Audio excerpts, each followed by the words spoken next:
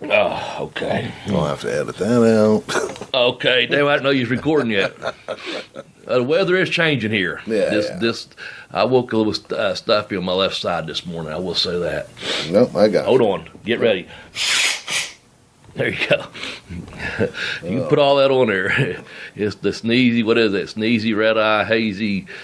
Welcome back, ladies and gentlemen, to Bell to Bell with Bobby Blaze. I am your host, Professor Jeremy Vilmer. And joining us now, Arn Anderson's favorite enhancement talent, Double B, Bobby Blaze. What's happening, Bobby? Hey, man, a whole lot's happening. I'll tell you that, my man. I've had a wrestling weekend. And I want to say this, this is our second episode back. Last episode, we shaded just a couple minutes off for those people that's concerned. It was only 23 minutes because I'm not sure, Jeremy. I think maybe we got sidetracked on a little whatever, tangent or whatever. So we did actually record about a 35 minute podcast last week. So accept my apology because I probably went on some tangent like I am right now. But anyway, it's good to be back with the Bell to Bell podcast, man. Today's be called the Top 10 Reasons. Yes, our Top 10 back, Jeremy. Yes. Our Top 10 is back. You want to tell them what the Top 10 is? Well, it's our top 10 reasons to be in Ashland, Kentucky on October 1st of this year. Oh, that's right, man. That's right. You mentioned Arn Anderson's favorite enhancement talent. I'll come back to that. I didn't ignore the fact of how you introduced me, and I love that still. But before I do that, I want to give a big shout-out to some friends of mine over in Australia. Mm-hmm. I did a tour over there in 93, the Wrestle Riot tour, and just for the second time I've been on the Shooting the Shit podcast with Piers Austin. Hell of a good dude, man. They're available on YouTube, Twitch, and I retweeted, of course. But I was on there first time with Robbie Zuko. Robbie come to my house and spent several months way back when he was training. And that was all because of one man that I got to be on a podcast this week with, and that's Mark Mercedes, a young Australian guy at the time when I met him, and helped train him and break him into his career of professional wrestling. He's going to be a very successful wrestling promoter in Australia, and still a good friend of mine. We actually, speak. He calls me. I'm not calling Australia. We even FaceTime one time. That blew me away that you could do that. But nonetheless, got to be on that podcast, and it's a very fun podcast. It's just kind of like ours. We get in and they talk wrestling, and Mark and I, along with Rob, we got up to around, we're right at 93, so we're going to do another one again to talk. We talked a little bit about WCW and some other stuff too, but basically we talked about how we met the Malenkos and had a good time, and I appreciate them putting me on. I've done a couple other podcasts, but from my understanding, I'm not going to mention them. From my understanding, they're both put in a can for right now because the guy's just starting one up, and I was like, okay, well, just let me know, and I'll, do what I can because we are now back up, and I'm glad to be back with you, Professor. We got a fun list today, man. Fun list. Yes, we do. And we got, if everything goes according to plans, which we're still working out, we got some big stuff coming up here in a couple weeks, and I'm looking forward to it. I've even set my suit out to get pressed. There you go. Well, just so you know, so I started off with a couple of podcasts I recorded, like I said. That was on Friday morning. Then I had, I didn't have to, I went down. Arn Anderson was in town, and he was also in town with Dean Malenko. So I got to go spend some time with those guys for a couple of hours. They had a personal appearance here in town, courtesy of the Time Warp, and I'll cut to that in just a minute. But man, it was good to see Arn. He looked good, and I didn't ask him, Arn, am I still your favorite enhancement talent? I didn't mark out or I didn't fanboy out. We got there, they had dinner, and Earl had ordered them dinner, and they came in and had a meal, and we sit there, and it was good to catch up with Arn, like I said. Then Dean, of course, him and I, we hadn't seen each other for a while. Man, I gave him a hug when he got out of the car. And when he got out, I think it was a rib, man. I'm not sure if it was on him or on me, but he got out of the car and he said, "Hey, Bobby Blaze, I was just talking about you." And I don't know what they told Arnold, what they didn't, or what they told Dean or didn't, because he goes, the sign said Ashland, Kentucky, and he said, I immediately thought of Bobby Blaze. So he said, I started talking to him about him. And I guess Arn said, yeah, this is where Bobby lives at still. He saw me a couple months ago. But that was just kind of weird because the one person on the road that used to bring us up to me, two of them actually, but I was having catering one time in WCW, and Pez Watley never forgot Ashland, Kentucky, and he was driving a ring truck from Cincinnati to Charleston one time, and I was sitting there having catering with Arn Anderson, actually, what I was doing that time, and Pez come down and sit with us, and he said, Bobby, I saw that sign, it said Ashland, Kentucky, 1 mile, and I thought of you the other day, and all those old ICW shows we done there. And then, of course, I speak to Rip Rogers. I got to see him back in March, and he always Ashland, Kentucky, because they done some of these little quote tank towns with ICW, you know. But those guys remember their roots from way back when, coming to little old Ashland, Kentucky. But you know, we got some big stuff that's going to be happening coming to Ashland, Kentucky. Like I said, man, to have Dean Malenko come here, you know, was a big deal. I thought, and it was cool. Like I said, it's good to see him. We got to talk privately several times and took some pictures. You know, if you're not following him already, I'm on Twitter at Bobby Blaze 744 and on Instagram Bobby Blaze 744, and I put one picture up yesterday and one picture up today. So you know, if you want to check out what's happening in my world and see who I got to hang out with, go and enjoy them. You know. Yeah. So what did Dean think of your shirt? Yeah. He didn't put it over. Dean's tough, man. Dean's tough. No, I'll be honest. We had a private. We had like so. We spoke when what the fans coming up or what have you. And at one point, Dean and I spoke about his dad, and I knew not to press anything. It was real personal at that point. So yeah, I think you liked the shirt. I'll leave it at that. Yeah, okay. But it got really. We was both like, hey man, it was a serious. That was a serious part of our, because Dean is he can quick-witted and just so funny and little things and talk to you and stuff so he and I, when we spoke, we spoke very quietly to each other most of the evening. Throughout the time that I did get spent with Mike, they were busy signing autographs and stuff too, So, yeah. But yeah, I think you liked it. But I will say this: Bob Cook put a comment out there, and he loved the shirt, Bobby. So, and that shirt was bought as a gift to me from Shane Storm. I want to give him a shout out for getting me that shirt many years ago for my birthday. Yeah, it was a birthday gift from Shane Storm, and I was thinking earlier today, I know this doesn't have anything to do with this particular podcast, but if Shane Storm is listening in West Virginia, if anyone knows Shane, if you go up to him and ask him what one of his favorite Bobby Blaze stories is, he'll probably tell you the story about Paul Orndorff trying to get us all together for TV at the worldwide tapings down Orlando, Florida, this big old studio, and Brad Armstrong yelling out, "Fuck you, Paul!"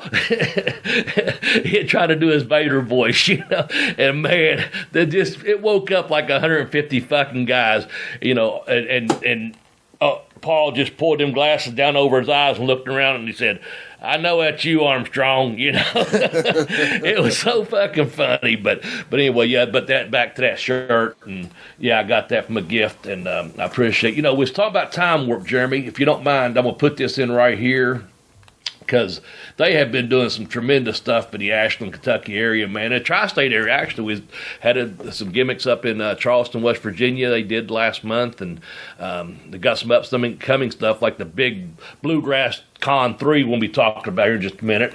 But the Time Warp, video gamers, sports fans, and nostalgia enthusiasts, are you ready for a Time Warp? And that's when everyone said, "Yeah, let's do the Time Warp again." Well, Time Warp is a brick-and-mortar hobby shop with a huge selection of everything sports, gaming, and collectibles in beautiful downtown Ashland, Kentucky, with 2 locations in the Ashland Town Center.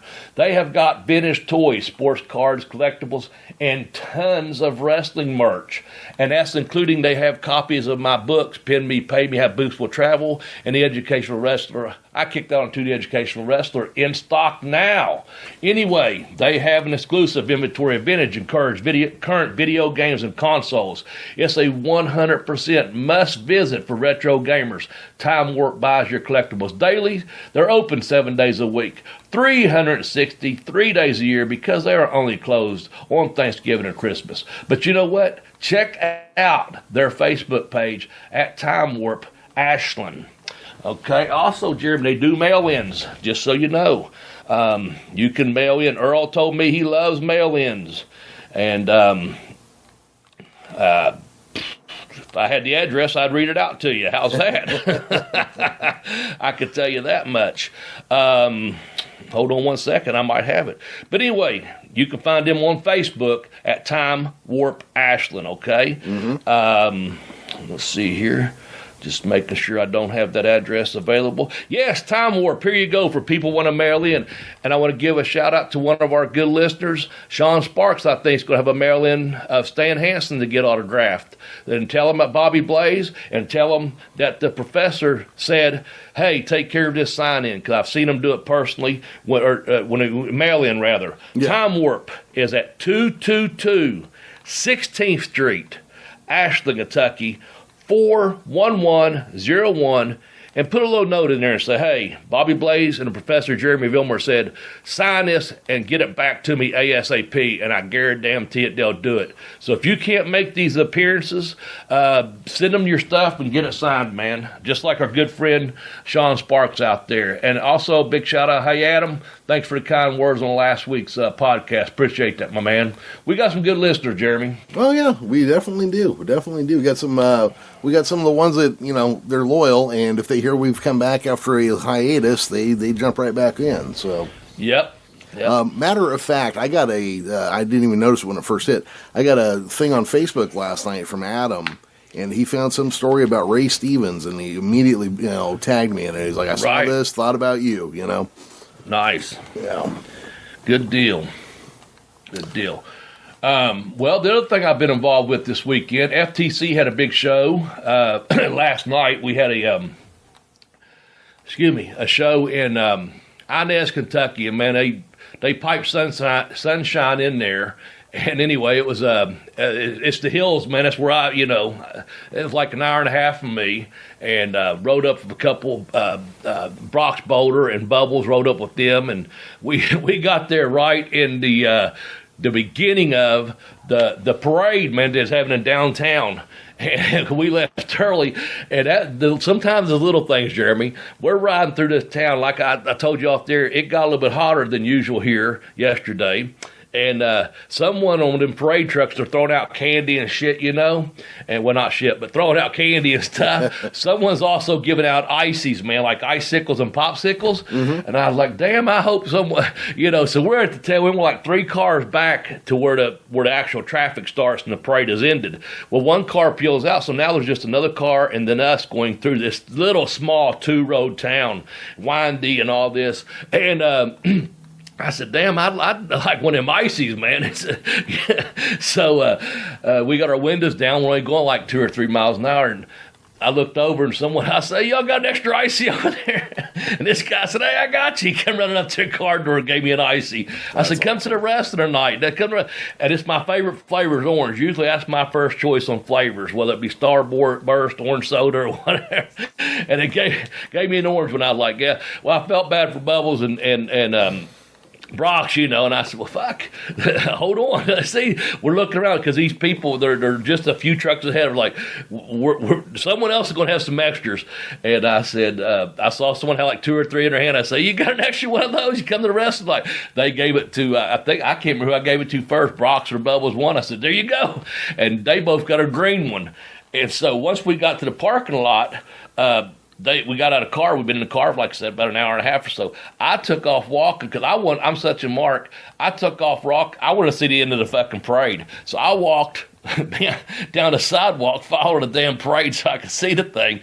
And right when I got about 2 blocks into it, this truck stopped. Just kind of let you know where you're at here, Jeremy. But it had a bunch of bales. It was a hayride truck, right? You know what I'm saying? Yeah. Had a bunch of bales of hay. Well, girls between probably, 14 and 18. cheerleading squad, probably, I guess. They jumped off the truck and they started doing a Cotton Eye Joe right in the middle of the road. And that was in a parade. And I could see that damn other truck up there, and there was a whole bunch of people getting them damn ices, and I couldn't get through. And I was like, damn it. Anyway, I got to the end of the parade, but I didn't get the other icy. And like I said, to me, sometimes the little things, man, just walk through a small little, they had a jailhouse there that was 100 years old, and it looked like the kind of jailhouse. They had a new one, of course, and everyone in that town was very, very courteous. They enjoyed the show. We had a hell of a good crowd. The people ran it for the Pumpkin Fest, I think it was. Anyway, this jail looked like it's one of them jails, that you just maybe commit a little crime, like a little misdemeanor, like jaywalking or something, and you're not coming out for several years. It's just like you walk in, you're not getting out. You're going to have come here, boy, especially me. You with that long hair, you're not from around here, are you? So shout out to FTC. All the students did a really good job. You'd be really proud, man. Your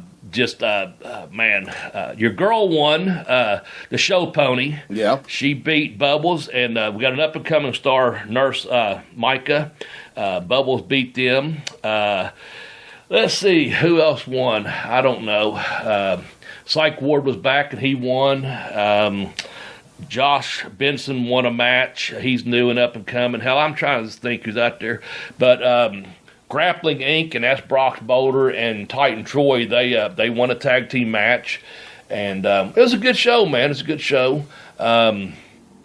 Misery, the monster, he won. He beat a couple different people. He's just a big, strong guy. Big, talented guy, too, as a matter of fact. But everyone on our rosters, man, really done good, Jeremy. You'd be impressed when you see them work, because you're going to get the opportunity, I hope, on Saturday, October 1st, to see them work, too. But we'll get to that in just a minute. Yeah. Let's get into our top 10 reasons to be in Ashland, Kentucky on Saturday, October the 1st, and we'll start off with an honorable mention if you want. If you have any honorable mentions, or should I mention any, or how you want to do that? Well, because of this structure here, I didn't really have a whole lot to input on this. So if you've got an honorable mention, fire away. Well, I've mentioned some of the students. Let's see. Raylyn, she's our female champion for FTC. She's going to be in town. Let's see. I'm trying to think. Oh, the lunatic, Caleb Throne, he'll be there. We got Facade, who's a pretty popular dude, man, around this area. He comes in from Pittsburgh with his girl, Danny Moe. Mm-hmm. They're pretty popular. So they would make honorable mention, I think, because they do all these local shows, our students and our professionals. I consider several of our students now professional. They have been working for almost 2 years, and they're getting some good matches in. The last 4 shows have been just very incredible for independent wrestling, and it's been great to watch and see these kids develop. And, I say kids, they're the young adults, out there busting their ass.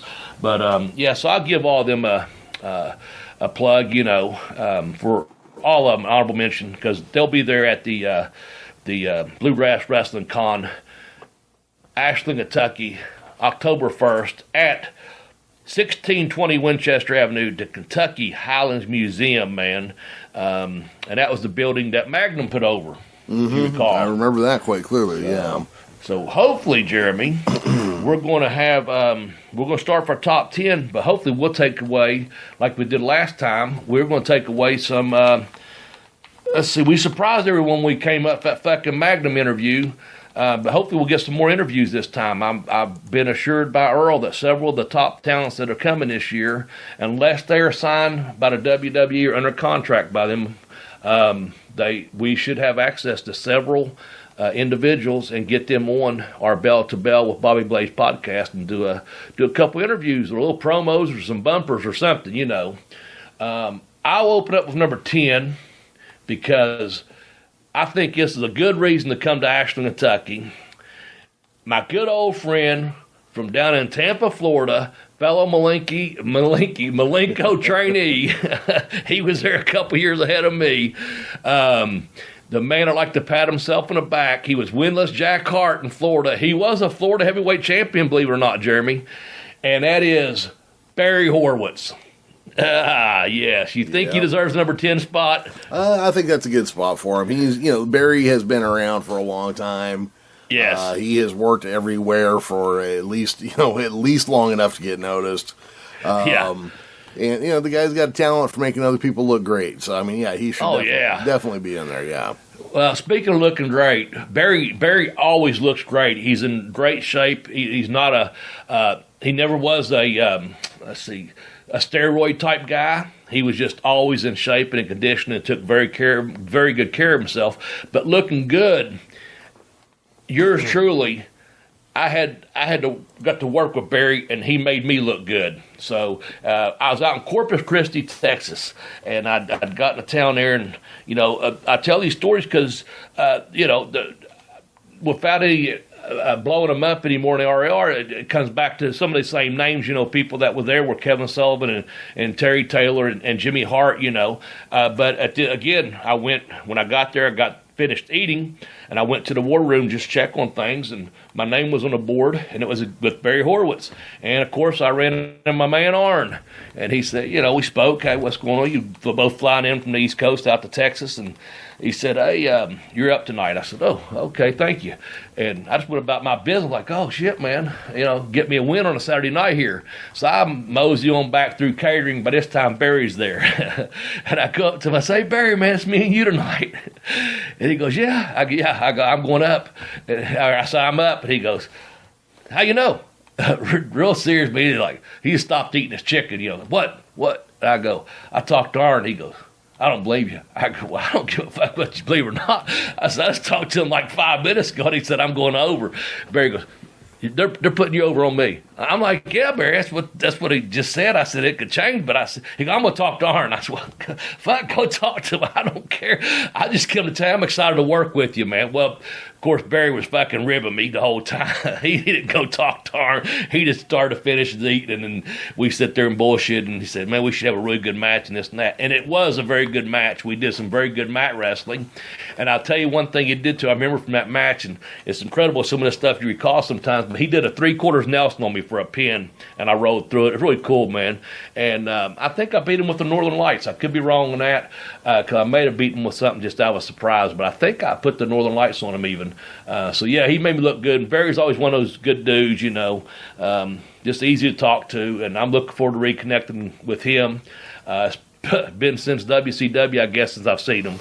So we'll give number 10 to Barry Horowitz, and I'll hand number 9 over to you. Well, I got a question for you first. Oh, okay, yeah. Please. So when you work against somebody who trained at the same school you did, and I think you and Barry were there at the same time. No, he was a couple years ahead of me. Oh, he's a little ahead of you. Okay, but yeah, you guys trained at the same school, so you trained in the same style, basically. Yes. Does it make it easier to walk into a ring and put a match on with somebody who has a similar style to your own? Very easy. Barry and I probably did not have to talk other than whatever the finish was going to be. Like I said, I might have done a double arm suplex on him or a gut wrench suplex on him for being or Northern Lights. But anyway, yeah, we probably didn't talk about anything, honestly, because we'd have to. It's just go out there, work. It was a 50-50 match. We knew that, and then I was going to go over, slide over at the end. That's all it was. So, when I wrestled Woody was first 1, 2, 3 kid up in WWF at the time. We done that dual house show, Smoky Mountain and them, and I got to wrestle him in an opening match for a 15-minute Broadway. And the only thing we said was, he said, I do a Northern Lights, and I said, well, that's my finish. And he said, oh, okay. And he goes, I do a shooting star press. And I said, well, how about this? I'll kick out of your shooting star press, and you kick out my Northern Lights towards the finish. And that's probably the only thing we said, And the same thing with Barry. You got that same style. You lock up, you go in and out, you do some mat wrestling, you do some chain wrestling, and you work up into a spot. And then TV's different, of course, but when you're working, you're working. So I don't know how long Barry and I went, probably 7-8 minutes, just an easy TV match. Yeah. And like I said, I don't recall. I recall more of the rib in the catering that I do in the ring. Other than I remember he put me in a a 3/4 Nelson. I thought, you shy bastard, you know, very sly there. But you know, I rolled through it because it was working. It was working. You know? It was just one of those moves he broke out, and you just take a guy to the mat, and it's an easy pinning combination. And I liked it because I probably snickered in the ring even, you know. But yeah, the answer is yes. Excellent. I was kind of curious about that. Yeah. So number 9 is going to be Su Yung.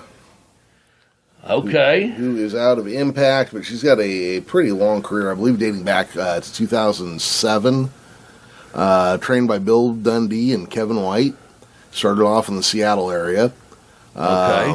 She has had multiple titles in different and varied wrestling companies all over the place. And she looks like she could play the nurse in an Alice Cooper stage show.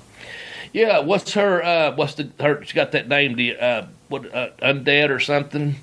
I can't. Anyway, yeah. I've seen her. She's been here. FTC has brought her in a couple of times. They did a rally on the river several years back, and one of them was an all-girl show. I didn't make that when it was all-female, you know, 8 matches or whatever it was, however they did it. But she was also in town. I did get to watch her, and I don't even recall who she worked at. I just know this. She's a hell of a performer, and she worked hard on that show. I saw her. I was talking to you off air there. But that's been probably about 4 years ago. It was pre-COVID, you know, and like I said, FTC has had her here before, and they're going to bring her back again. I know she'd be wrestling that evening too. I'm not sure who she's with. You know, maybe that's someone that Ray Lynn or Danny Moe will be with. I'm not really sure, but she's a hell of a competitor. I do know that, and she can go. She had a pretty good match here that I saw live at the time. So number 9 reason, and if you're a young person, that some of the people would like telling me, like, you know, they mentioned, you know, some of these newer wrestlers. I guess she's got a very good fan base. So there, for youngsters out there, if you are listening, for youngsters in this podcast, are probably anyone under what, Jeremy? Would you say? Oh God, anybody under 38, maybe? Okay, I was going to say 30 and give them a break, but anyway, yeah. Go see Su Yung, get an autograph. You know, tell her Bobby Blaze and Jeremy put her over. You know, hell, I don't know. Alice Cooper's nurse coming and fucking. I don't know. What is that, Nurse Rosetta? I do remember that song, yeah. But yeah. Have you ever seen when he does the Ballad of Dwight Fry? You know, I don't think I have. No, not live. Okay, and I'm drawing a blank. When he does the Ballad of Dwight Fry, there's he's in a straitjacket, and there's a nurse who's messing with him continuously. Okay. And then eventually he gets out of the straitjacket, and she's like stripping off her stockings and throwing them behind her without looking, and he grabs one and he kills her with it. And her face is all painted up like Su Yung. And then that's when they grab him and put his head in the guillotine, and then finish with I Love the Dead. Okay. Yeah. I'll have to check it out. That'd be a Sunday evening activity tonight. Yes. Perfect for a Sunday. Shall we move on? We shall, but before we do that, I wanted to bring up something that's kind of a flashback to last year when we talked to Magnum. Cauliflower Alley on their Facebook page, Thursday or Friday this week, showed pictures from a toy company called, I believe it's Power Town. And it says that these will go to help to benefit the families of these wrestlers. And so I believe this is the toy line that Magnum said that he and Greg Gagne were working on. Yeah, I do recall that. That's probably it. Yeah, and so there are 2 bundles in here. They have an association bundle and an alliance bundle, or a full bundle. But it's Bruiser Brody, Stan Hansen, Vern Gagne, Kerry Von Erich, Magnum, and Lou Thez. Nice. Yeah. So, I tell you, I wanted this year, one of the years I really wanted to make it out there to Cauliflower Alley, as we talked the other day off the air. I'd love to. There's so many people that the guys that I've known and worked with are being honored in some way this year, but I'll see them on the road somewhere. I didn't know. I didn't know if that toy line was out yet, but I do recall him talking about it on our podcast. So good for those guys, man. That we're getting that opportunity to help some of the families, you know, of those professional wrestlers, man. Oh yeah, I want you to know I did join the Cauliflower Alley. Oh, you did? I'm a member now. Yes, I'm a member now. Yes, I sure am. See, we're gonna have to do sometime last month. I paid my dues, and I'm We're gonna have to glad to do that. It's for a good cause. Yeah, we'll have to make it out there. Maybe next year. We'll see. Yeah. So, well, let's move on to number 8. All right. Right around that same time period, that was when Magnum was very popular. So was this guy, Nikita Koloff, is coming into Ashland, Kentucky, and I'll say this: he has been here before. Several years back, they brought him into the summer motion, and I started to go down, but I was having some nerve issues then with the crowds and this and that, and I pulled up to parking, and I had a panic attack and came home. And I was actually going down to meet Bobby Fulton because he was in town at that time, and I just texted him and said, Bobby, I can't today. But prior to that, and that's on me, just let you know, he has been here. But prior to that, he was here for the first time, to my knowledge, way back in 1990. Nikita Koloff come to town, and we had a fundraiser, and I wrestled him in a main event. They were doing a fundraiser for the Rusty Burke Foundation, or Rusty Burke Fund, over at Paul G. Blazer High School, and he was a sophomore, and he was dealing with leukemia. Sadly, Rusty passed away, but that memorial fund that we raised some money for is still in effect today here in this Ashland area at the high school. So props to Nikita for coming in. He probably don't even remember it, but he went to do the fucking Russian sickle, and I hung on to the ropes, I'll tell you that. But so we went to like about a 20-minute Broadway, and that's just called professionalism, and also we gave the people their money's worth, for a worthy cause.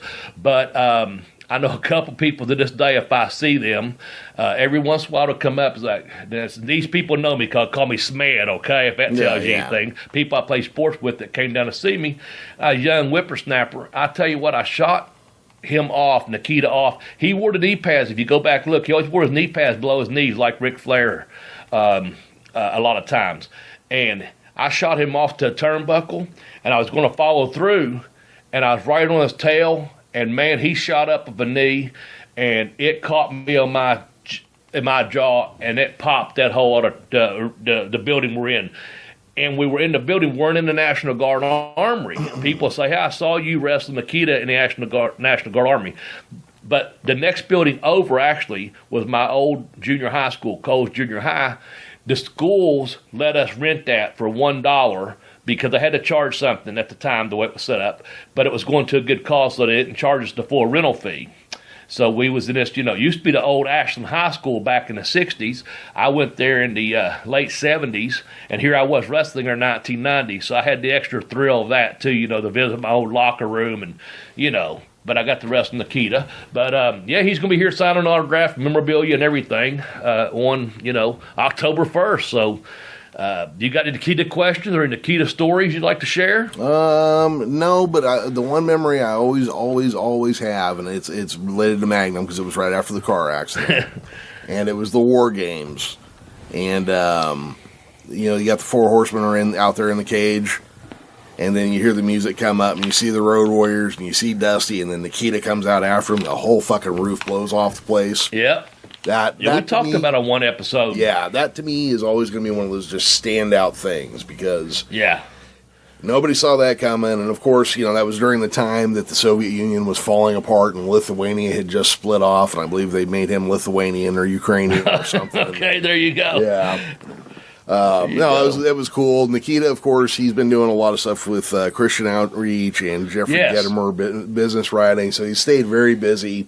I believe still very active in fundraising and things as well. So, and I think.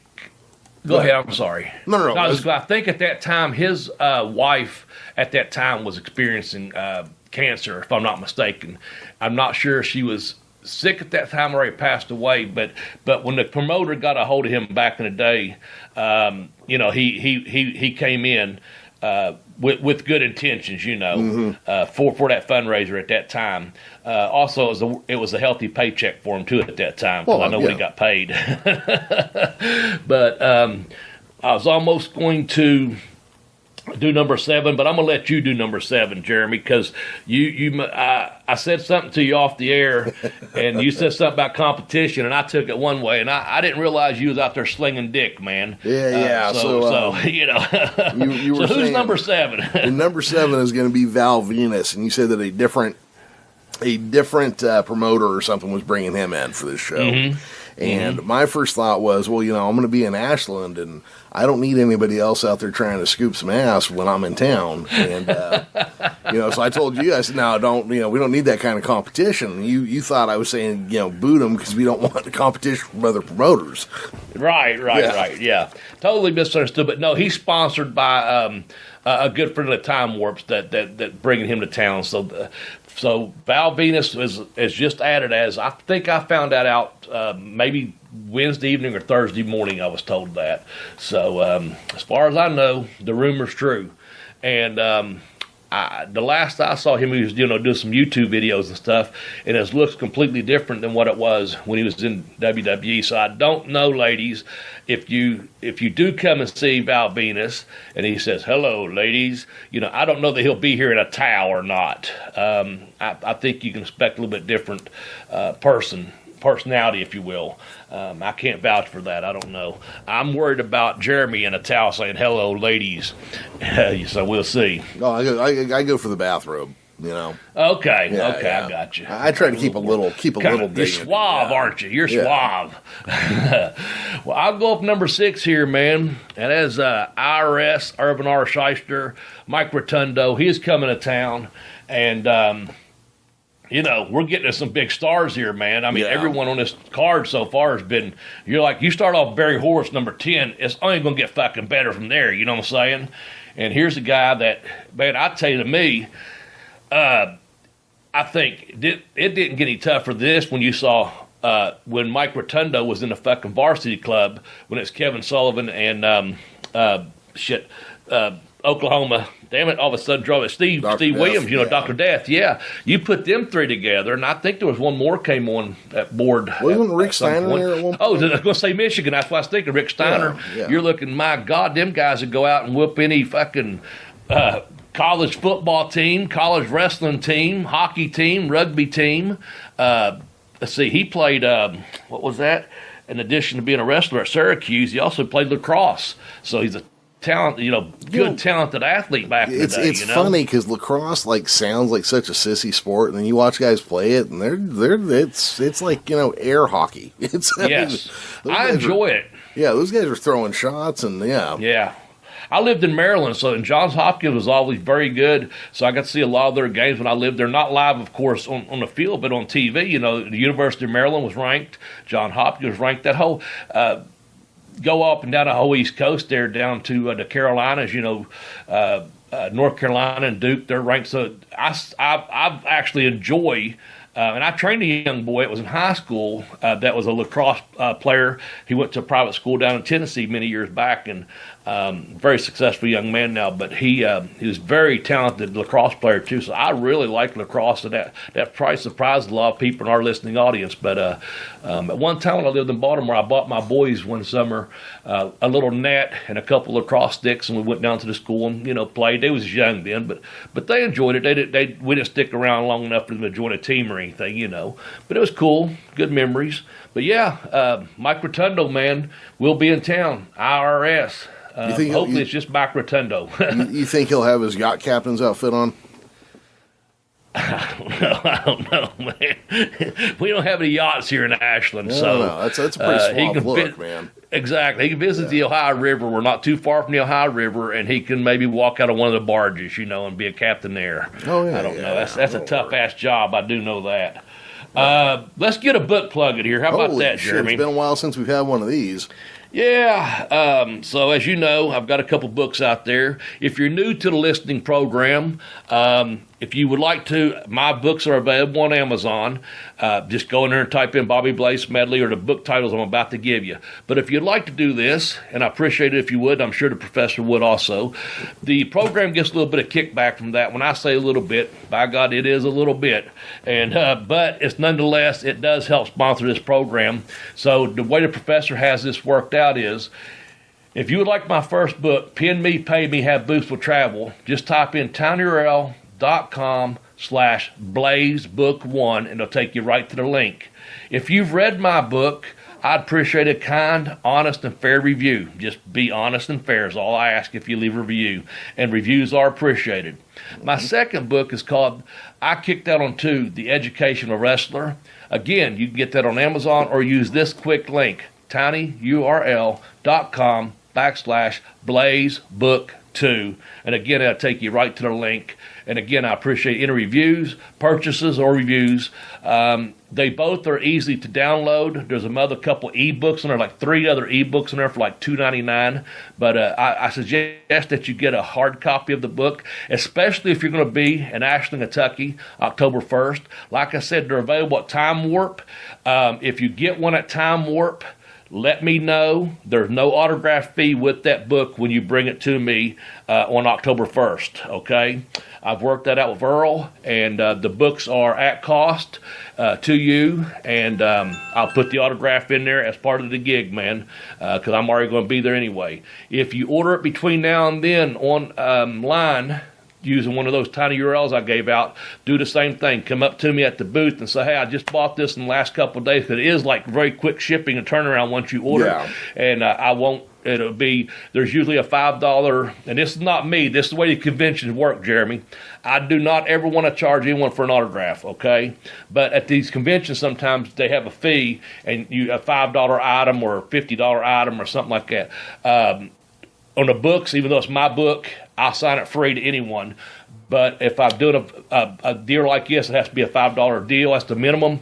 And so I talked to Earl about this. That fee will be waived for this particular Bluegrass Wrestling Con 3. So I think that's pretty damn cool. No, that is. And look, it's conventions. That's how money gets made, guys. Yeah. If they didn't have those rules, if they didn't have those things in place, they wouldn't have the conventions, and you wouldn't get to right. No, I totally get it. I totally get it. Myself, I figure I wrote the book. It's my book. I'll sign the book for you. Yeah, it's just out of my reach when they say that, because there's fees. But again, for this book, now everything else goes $5 autograph, whatever you do, or selfies, or whatever, 8x10s, whatever your package you buy. More power to you. I appreciate it. I'm just saying, on the books, if you get them between now and October 1st, especially if you get one in store, no fee whatsoever. Yeah. So we'll get it personalized and taken care of. With that said, I think we probably need to move on, Jeremy, to number 5. Well, probably. I'm going to tell a story real quick. I was in line. Okay. I was in line to meet Kevin Smith and Jason Mewes one time. Okay. And the guy ahead of me was trying to get the autograph, but he didn't pay for the autograph, and Jason Mewes actually just finally said, fine, whatever, just to move him along. Yeah. And so when I came out through the back, me and my ex-wife were walking by, I saw the guy, and I said, you can go get fucked, man.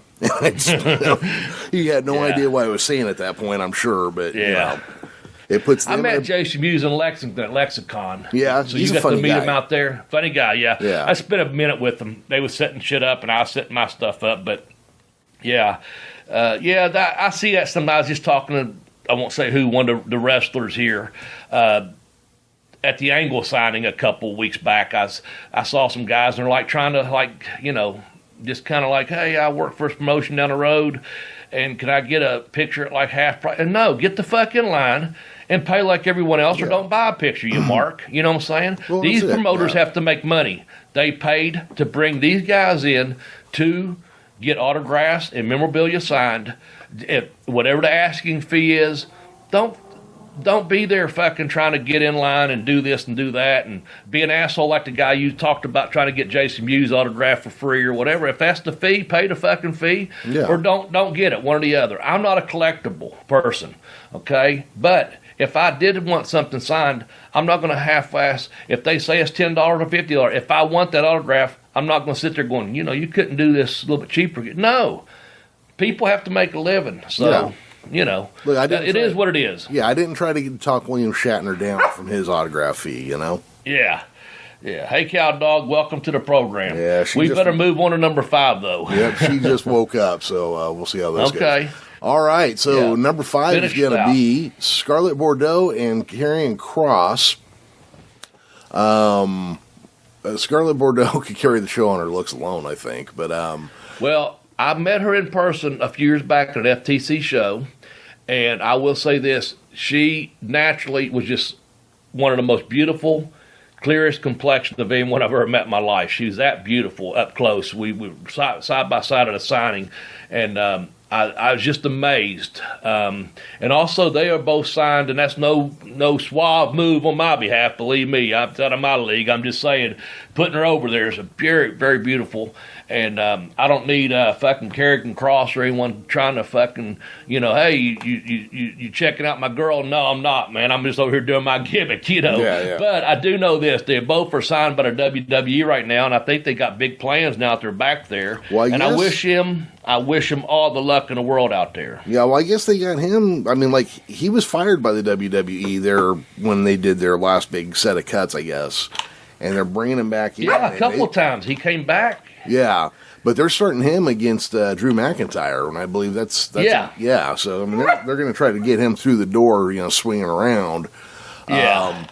I did go and pull up because I don't know a whole lot about these younger guys. You and I are kind of in the same boat here. And I actually specifically look at a couple of them. Yeah, but he's got some time in. He wrestled at FSW, Impact, Maverick Pro, Modern Vintage, Masters of the Ring.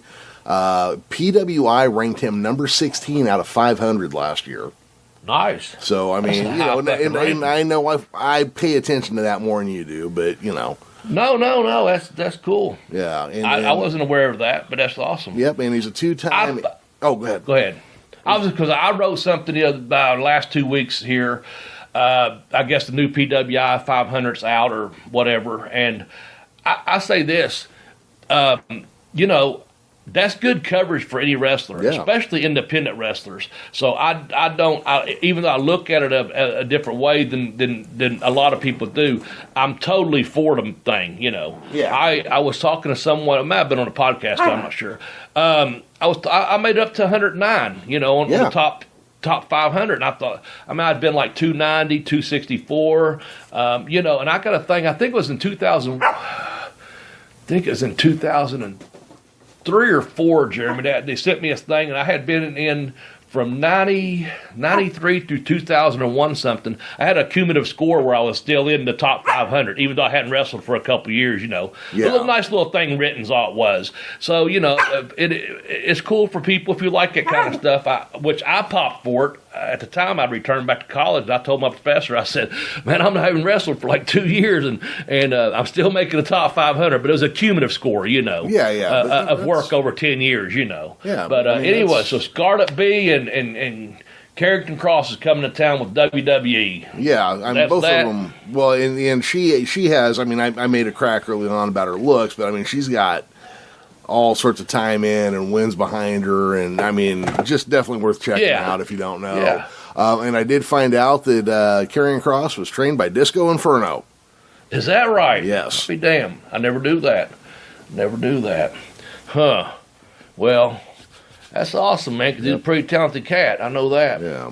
And I wish them both the best. Again, everyone gets so busy at these Comic Cons and book signings and bluegrass cons and all that. I'm glad just to say hello to whoever, Like I said, they had her at a show before, and it was just, again, you're so brief, and it's like you're sitting beside someone, but you have hardly time to look up and make a connection or talk or do whatever. You're just glad to be there, and you do your deal, and you move on. Believe it or not, it's not a it's not like a lot of people think it is, Yeah, exactly. So, anyway, hey, back. All right.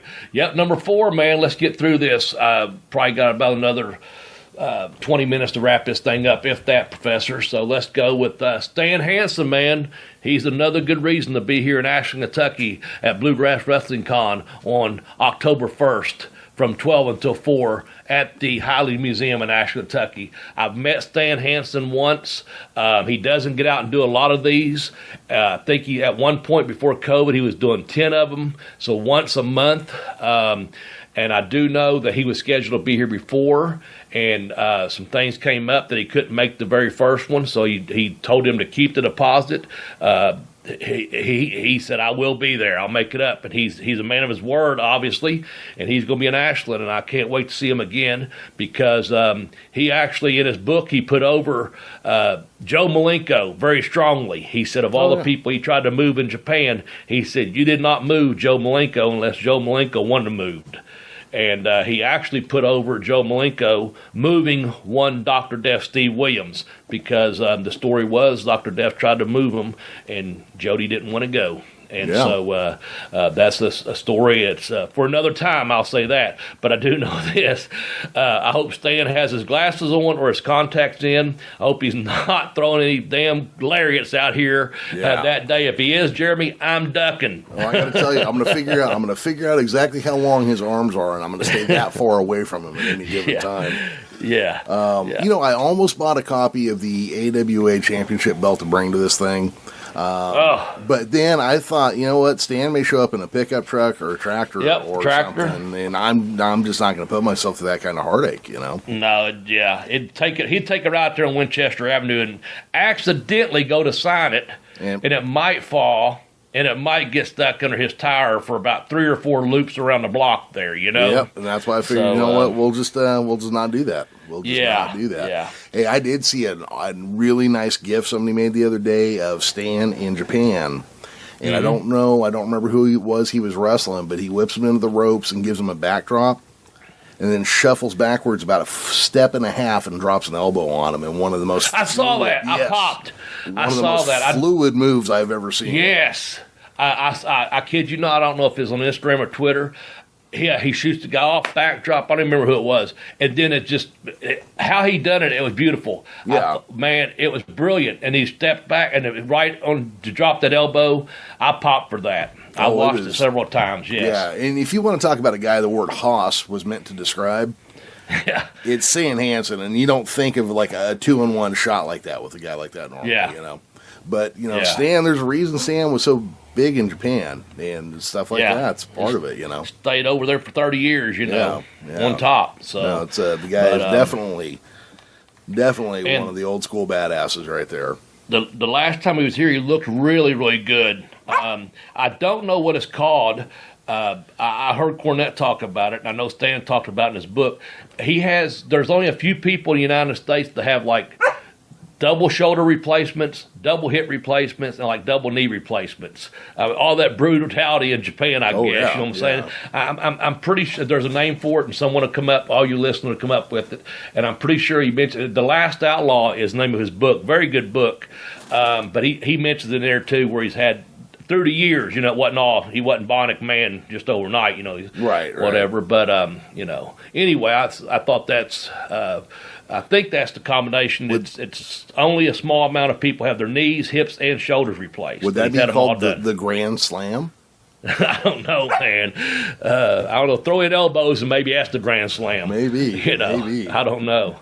But good for him. He's going to be here in Ashland. You better get your asses out here and see him, man. Cowdog, chill out because Papa there is going to mention number 3, and I know he particularly likes this person. So yeah, and I don't know what's going on with her. So let's see if.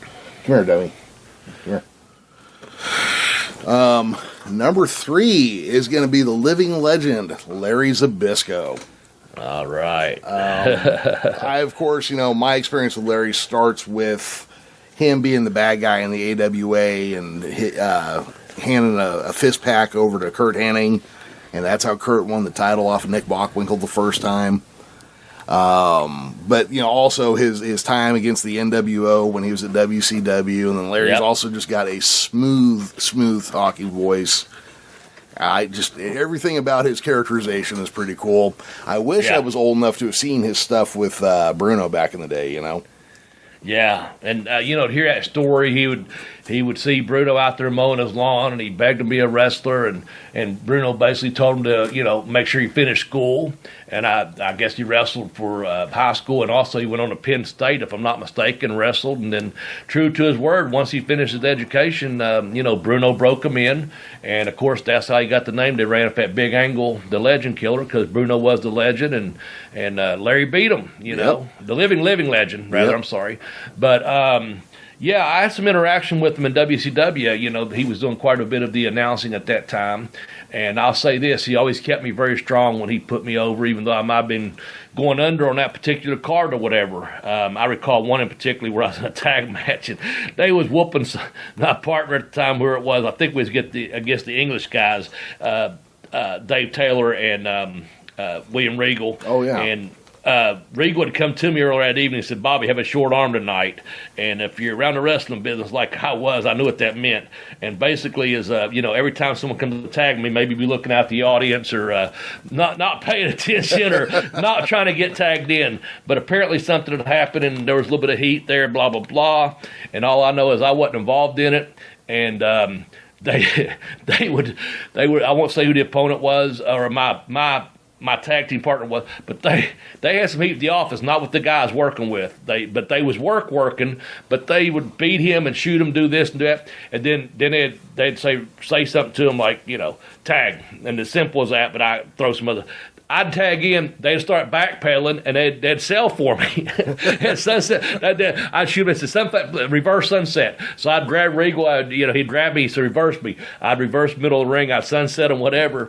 And the whole time that was taking place, there was like 2 weeks of that. And Zabisco got on a plane the next day. I had a tough job last night, kid, whatever, something like that. But I didn't know it because, I don't hear the playback right then. But then, when I see it the following Saturday, whatever, and I'm sitting there watching the Saturday night, I'm like, oh my God, they're beating the piss out of him. And then like, I come in and, I think it was Regal I did the sunset with. Taylor did something. He started just backpedaling. I'm like, I'm just coming in, it was just funny how he did it. And anyway, when I watched it back, he was just burying the guy and putting me on like, Bobby Blaze is doing his team no favors here by looking out the audience, and then I turn around like, go. I wouldn't do the rock and roll thing, but I was like, go or whatever. And the guy'd get going a little bit, and they'd tag me in, and I'd get over it. It professionalism, Yeah. But Larry kept me going on TV, even times when I was possibly getting ready to get my ass whooped or something, or at least been losing in a tag team match. Lucky I wasn't the one taking the pin during those matches because the English guys, again, I got along with them fine and just being a professional, of course.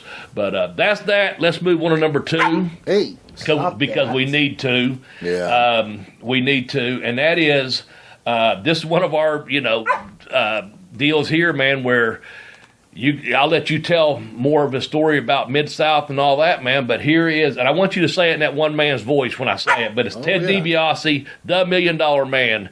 That's number 2. Or Ted DiBiase. Okay. Ted DiBiase. That was the greatest Arab accent I've ever heard in my life. Well, he will be here, man, the $1 Million Man.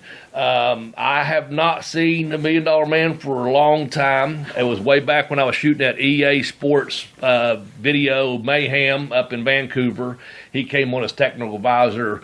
I was there about 30 days, and he came about every 5 or 6 days and stayed a day or so just to make things stay on track or whatever. Very kind, rode in a limo with us, and so I've been in the back of a limo with the $1 Million Man. How good is that, Well, I hope he picked up the tab on those trips. It was taken care of, believe me.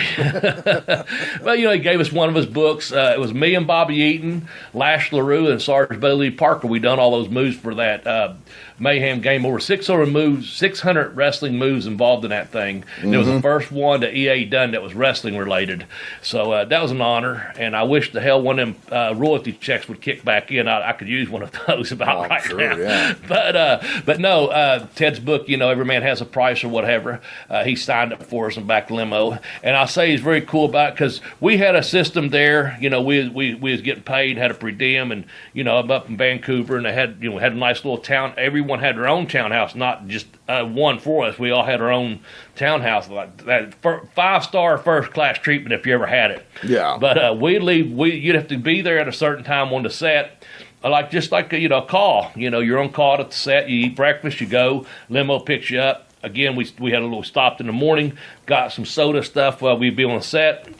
But once we got off set, the Sheldon was he was the limo driver's name. And I'll tell you real quickly, let me get sidetracked here. Every day Bobby Eaton would buy, he'd have his bag, man, and he'd buy a bunch of candy bars, bubble gums, and stuff like that. And every day he'd ask Shelton, he said, he bought a damn Wonder Bar up there. And I probably told his before, but he's like, hey, Shelton, would you like to have one? Oh, no, thank you, Mr. Bobby. No, And and the one damn day, Bobby got in the car, he bought one Wonder Bar. But Bobby being Bobby, he says, hey, Sheldon, would you like to have a Wonder Bar? And he goes, yes, sir, I think I would, Bobby. I missed my breakfast. I think I had it. And Bobby like you son of a bitch. Now, Bobby didn't say it, but he gave us gave me and Lash and Buddy the look like, that motherfucker took the one that didn't buy extra, But anyway, but what I was getting on the way back, we always stop at the packaged goods because, you're going to go down to the Pacific Ladies Bar later that evening, and, we like to pregame sometimes, and you worked all day. So we'd buy a 6-pack of beer each or whatever, when Ted got in on the way home, we said, hey, I think Bobby just said, hey, we do make a stop. And then I said, it is at the liquor store, Ted. And he goes, guys, it's none of my business. I'm not here to judge anyone. Very cool about it. So it's just our routine, man, And so we would have a couple beers and shower and then, meet down at the bar later evening. But he was very respectful of that. We wasn't trying to Tim and anything like that. We just said we have a stop. Otherwise, we have to get back out and walk later that evening or spend all of our money at the hotel bar, and that wasn't our intention. We just want to have a couple of drinks in the room, then go down to the hotel bar and chill out, and have our dinner. As mainly we went to the bar to have our dinner. But yeah, he was very cool. I'm looking forward to seeing Ted. Hopefully he'll sign a few autographs and bring in a few people here to see him on that Saturday, October 1st. With that said, I'll go ahead and introduce number one, okay? All right. It's no secret. The big star they're bringing in for this area, man, is, and I have a personal relationship with this guy in some way, business related, and that's Jerry the King Lawler is coming to Ashland, Kentucky.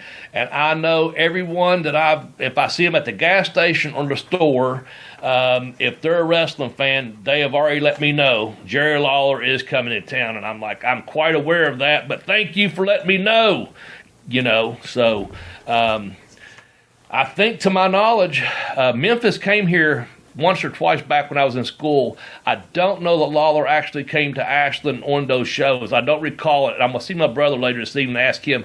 I think Handsome Jimmy was on top one time when they came in with Dundee and very young Ricky Morton back then, because him and I spoke about that. He talked about his first time in Ashland. But I don't know what Lawler has. But I know he's got a huge following in this tri-state area, from Charleston, West Virginia, to Columbus, Ohio, to Knoxville, Tennessee. I mean, in Ashland, Kentucky, and Lexington, Louisville. He's using this market, Yeah. So he'll be coming in from Memphis, as far as I know, so and he will be here. He's your number one? He's my number one, man.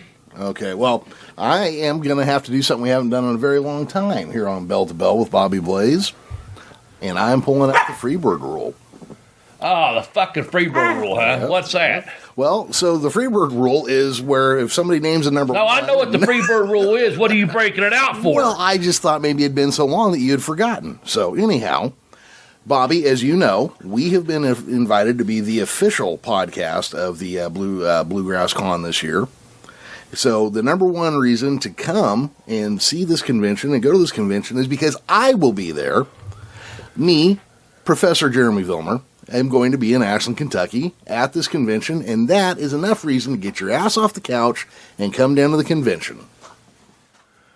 I want to trump your fucking Freebird rule and throw in my own Freebird rule. And I hate to do this on my own very fucking podcast, but I'm going to tell every motherfucker out there listening, including you, Professor, the number one reason to be in Ashland, Kentucky on Saturday, October 1st from noon until 4 for the Bluegrass Wrestling Con is, by God, because Bobby motherfucking Blaze will be there.